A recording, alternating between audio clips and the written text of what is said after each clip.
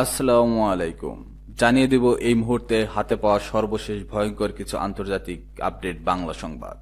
শুরুতেই থাকছে সংবাদ শিরোনাম। শুরুতেই জানিয়ে দেব গাজা থেকে ইসরায়েলের রকেট হামলা। সর্বশেষ থাকছে ইরানে বিপদে লাখ লাখ আফগান, জাতিসংঘের উদ্বেগ। এতক্ষণ শুনছিলেন সংবাদ শিরোনাম, এবার বিস্তারিত। প্রিয় দর্শক, আপনি যদি এই চ্যানেলে নতুন হয়ে থাকেন, ভিডিওটি দেখতে দেখতে চ্যানেলটি সাবস্ক্রাইব করে আমাদের সাথেই থাকুন। গাজা থেকে ইসরায়েলে রকেট হামলা থেকে ইসরায়েলকে লক্ষ্য করে একটি রকেট ছোড়া হয়েছে। এতে সীমান্তবর্তী নিরিমিষ সহ আশেপাশের এলাকায় সাইরেন বাজানো হয়। খবর সাফাক নিউজের।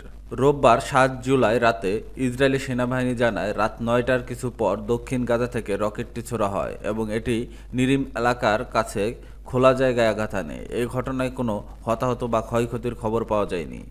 রকেট হামলার পর হামাসের সামরিক শাখা আল কাসাম ব্রিগেড এক বিবৃতিতে হামলার দায় স্বীকার করেছে।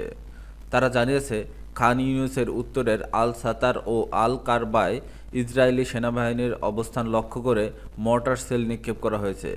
এছাড়া নিরিম ও আইন হাসলোসা এলাকায় ১১৪ মিলিমিটার রাজুম ক্ষেপণাস্ত্র ছোড়া হয়েছে। এই হামলা এমন সময় হলো যখন গাজা উপত্যকায় যুদ্ধবিরতির চেষ্টার পাশাপাশি সংঘাত অব্যাহত রয়েছে। ইরানে বিপদে লাখ লাখ আফগান, জাতিসংঘের উদ্বেগ। ইরানে অবস্থানরত লাখ লাখ আফগান নাগরিকের জন্য বেঁধে দেওয়া সময়সীমা আজ শেষ হচ্ছে। দেশটির সরকার জানিয়েছে, আজ রোববার ৬ জুলাইয়ের মধ্যে অবৈধ অভিবাসীরা ইরান না ছাড়লে তাদের গ্রেপ্তার করে জোরপূর্বক বহিষ্কার করা হবে। খবর আল জাজিরা।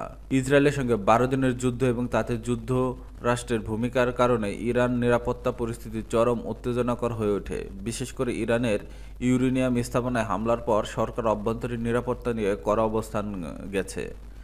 ইরান সরকার ২০২৩ সাল থেকেই দেশে থাকা অবৈধ অভিবাসীদের ফেরত পাঠানোর প্রতিক্রিয়া শুরু করে। চলতি বছরের মার্চে জানানো হয়, বৈধ কাগজপত্রবিহীন আফগানদের ৭ জুলাইয়ের মধ্যে স্বেচ্ছায় দেশ ত্যাগ করতে হবে, নইলে তাদের বলপূর্বক পাঠিয়ে দেওয়া হবে। এরই মধ্যে প্রায় ৭ লাখ আফগান ইরান ত্যাগ করেছে।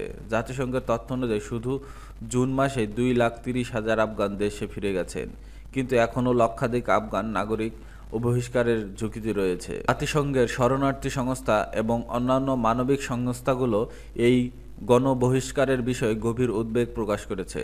তারা বলছে, এত বিপুল সংখ্যক মানুষকে হঠাৎ করে ফেরত পাঠানো হলে আফগানিস্তানে এক ভয়াবহ মানবিক সংকট দেখা দিতে পারে। জাতিসংঘ জানিয়েছে, ইরান ইসরায়েল উত্তেজনার সময় প্রতিদিন গড়ে ৩০,০০০ আফগান ইরান থেকে ফেরত পাঠানো হয়েছে। স্বাভাবিক সময় এই সংখ্যা ছিল গড়ে ২,০০০। সংস্থাটি আরও জানায়, যেসব আফগান ফিরে গেছেন তাদের অর্ধেকের বেশি বহিষ্কার হয়েছে, স্বেচ্ছায় যাননি। তেহরানে বসবাসকারী আফগান রেস্তোরাঁ মালিক বাতুল আকবারি বলেন, আমরা এখানে জন্মেছি, এটাই আমাদের ঘর, অথচ এখানে আমাদের পাঠিয়ে দেওয়া হচ্ছে এমন এক দেশে যাকে আমরা ঠিকভাবে চিনিও না। আরেক আফগান শিক্ষার্থী মোহাম্মদ নাসিম মাজেহেরি বলেন, এই বহিষ্কার আমাদের পরিবারগুলোকে ছিন্ন ভিন্ন করে ফেলে দিচ্ছে।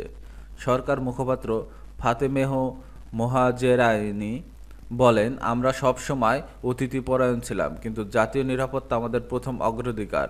যেসব মানুষ অবৈধভাবে অবস্থান করছেন তাদের অবশ্যই ফিরে যেতে হবে।